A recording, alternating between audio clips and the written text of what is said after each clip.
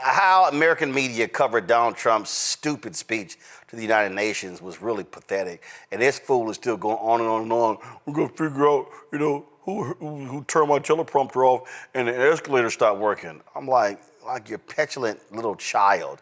But the folks at the BBC, they had no problem eviscerating Donald Trump, showing the level of pettiness and stupidity and the lie after lie after lie. If y'all want to see how mainstream media in America should be reporting on this, watch what the BBC did. President Trump has addressed world leaders at the United Nations in New York for the first time in 5 years. In an extraordinary speech, he took aim at European countries, saying they were going to hell because of immigration and a failed experiment of open borders. He criticised London's mayor, Sir Sadiq Khan, the first Muslim mayor of a Western capital, and said London wanted to go to Sharia law. A spokesman for the mayor said they wouldn't dignify the president's appalling and bigoted comments with a response. Donald Trump also called climate change the greatest con job perpetrated on the world and said green energy schemes were a joke. Well, BBC Verify's Nick Beake has been looking at each of his claims. More from him in a moment. But first, our North America editor, Sarah Smith, is in New York and has just sent us this report. Good morning, Mr. President. Donald Trump came with a message to the UN about where it's going wrong and to tell its member countries what they need to change, railing against what he called the double-tailed monster of immigration and green energy. He repeated his familiar claim to have ended 7 wars and complained he'd had no help from the UN in doing so. All I got from the United Nations was an escalator that on the way up stopped right in the middle. If the First Lady wasn't in great shape, she would have fallen. And then a teleprompter that didn't work. These are the 2 things I got from the United Nations, a bad escalator and a bad teleprompter. Thank you very much. The escalator stopped just as he got on, a perfect illustration for Mr. Trump of everything he thinks is wrong with the UN. He talked about the conflicts he's not been able to end in Ukraine and in Gaza, criticising nations like the UK who have recognised Palestinian statehood. We can't forget October 7th, can we?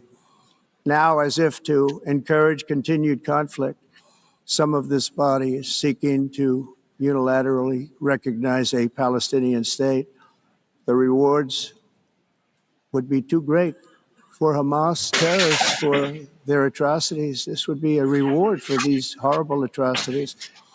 On Ukraine, he said he could impose much tougher sanctions on Vladimir Putin, but won't unless European countries stop buying energy from Russia. And Europe has to step it up. They can't be doing what they're doing. They're buying oil and gas from Russia while they're fighting Russia. It's embarrassing to them, and it was very embarrassing to them when I found out about it, I can tell you that. But they have to immediately cease all energy purchases from Russia. Otherwise, we're all wasting a lot of time. Immigration, he said, is destroying countries around the world, saying Europe in particular is in serious trouble.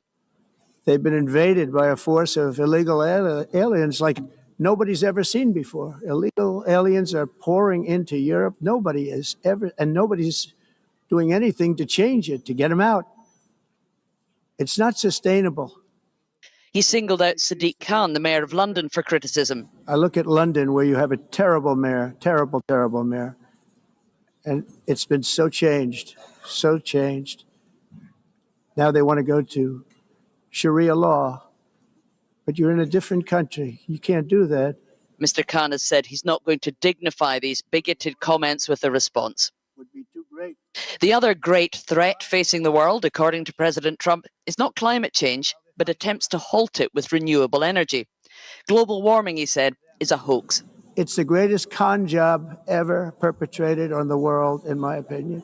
He specifically chided the UK for not drilling for more oil under the North Sea. For almost an hour, he lectured world leaders on what they're doing wrong, as he bragged about what he sees as his great successes in office. But first, let's go to BBC Verify's Nick Beake in Washington. And Nick, you've been going through some of the claims. Let's start with London wants to go to Sharia law. Yeah, that's right, Sophie. This was the startling claim made by President Trump today. Part of his message that immigration is destroying European countries, including the UK. We know that for the best part of a decade, Trump has attacked Sir Sadiq Khan, the mayor of London. But this appears to be the first time the president has claimed that London wants to go to Sharia law. There was this myth on the internet about 5 years ago that was quickly and easily debunked that the legal system would be moving to Sharia law. So that was then. Today, the mayor of London's office said that these comments didn't really dignify a response. They called them appalling and bigoted. And a government minister said for the record that Trump's claim was false. What about climate change? The president said it was the greatest con job ever. Yeah, he did, Sophie. The thing is that decades of specialist research really torpedoes that argument. The vast majority of scientists and experts say that climate change caused by humans is real. And here's a quote. This is from the Intergovernmental Panel on Climate Change, IPCC, made up of hundreds of leading scientists. Human activities, principally through emissions of greenhouse gases, have unequivocally caused global warming. And finally, he also said, he told world leaders that he has ended 7 wars. Has he? No, he hasn't, Sophie. That is not the case. Trump claimed that thousands of people were dying in each of these 7 wars he talked about. But the reality is very different. Some of them were very quick skirmishes across borders. There was one that was a dispute between Egypt and Ethiopia over water, over the construction of a dam on the River Nile. There was no fighting there. President Trump says he deserves the Nobel Peace Prize, but the war in Gaza continues, as to the war in Ukraine, which, of course, Mr. Trump said he could end in just one day, Sophie. Nick, thank you. Well, Sarah Smith is still with us, as you just saw. Sarah, how did this address to the United Nations go down? Well, that's really interesting because you could see how uneasy many of the world leaders listening to it were by the looks on their faces. But they haven't come out and criticised him yet. In fact, we've had the UN Secretary General repeating that they believe that America is essential to the work of the United Nations.